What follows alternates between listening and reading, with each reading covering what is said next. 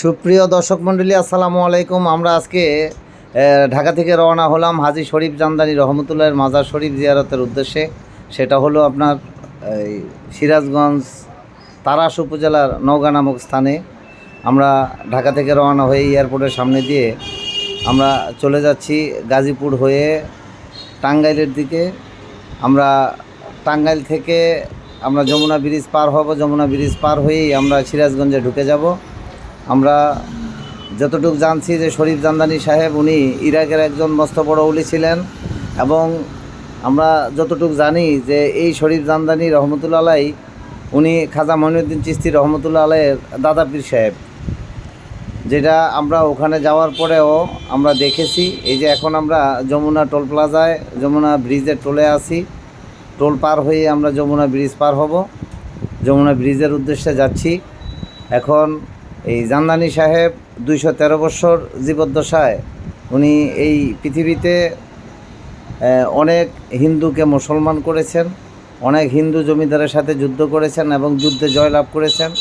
কোনো হিন্দু জমিদার যুদ্ধে পরাজিত হয়ে এই মুখ আর কাউকে দেখাবেন না বিদায় ছেলে সন্তান স্ত্রী পুত্র সবাইকে নিয়ে একটা নৌকাতে উঠে, ওনার একটা মস্ত বড় দিঘি ছিল, সেই দিঘিতে আত্মসমর্পণ করেন বা নৌকা ডুবে সবাইকে নিয়ে মরে যান। তারপরে উনি এই মুখ কাউকে দেখাবেন না, যেহেতু এত বড় জমিদার। তারপরে শুরু হলো এই শরীফ জামদানি রহমতুল্লাহ আলাইয়ের কাছে হাজার হাজার হিন্দু বা অন্যান্য ধর্মাবলম্বী যারা আছে তারা মুসলিম হওয়ার। আমরা এখন যমুনা ব্রিজ পার হচ্ছি। যমুনা ব্রিজ পার হলেই আমরা সিরাজগঞ্জে শুরু করব যাত্রা। তবে আমরা যমুনা ব্রিজ অনেক দিন পরে আসলাম, যমুনা ব্রিজ দেখে ভালোই লাগলো। এই যে আমরা চলে আসছি যমুনা ব্রিজ পার হয়ে হাটিকুমরুল 4 রাস্তা।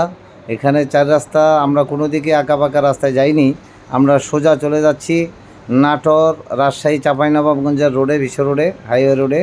তারপর আমরা একটু ভুড়িভোজের ব্যবস্থা করলাম একটা হোটেলে, একটু চা নাস্তা করলাম। চা নাস্তা করেই আমরা রওনা দিয়ে দেখতে পেলাম মেন রোডের ওপরেই হাজী শরীফ জামদানি রহমতুল্লাহ আলাইয়ের মাজারের একটা বিশাল বড় গেট। এই গেট দিয়ে আমরা ভিতরে ঢুকলাম।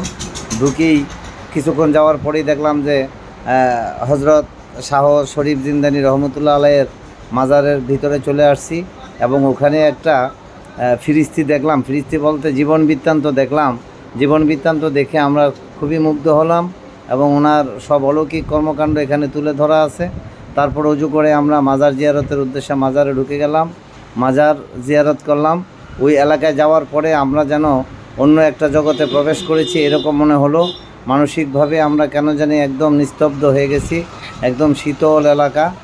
এই শরীফ জামদানি রহমতুল্লাহ আলাইয়ের মাজারের আশেপাশে বিশাল এলাকা এই মাজার শরীফের জন্য এলাকার লোকজন দান করেছেন, মানে যা অনেক ক্ষেত্রে চোখের পলকে আসে না, এত বড় জায়গা এখানে দেওয়া হয়েছে। এখান থেকে আমরা কিছু মুরব্বীদের সাথে আলাপ আলোচনা করে যা জানতে পারলাম, শরীফ জামদানি একজন সত্যিকারই একজন অলি ছিলেন এবং মস্ত বড় অলি।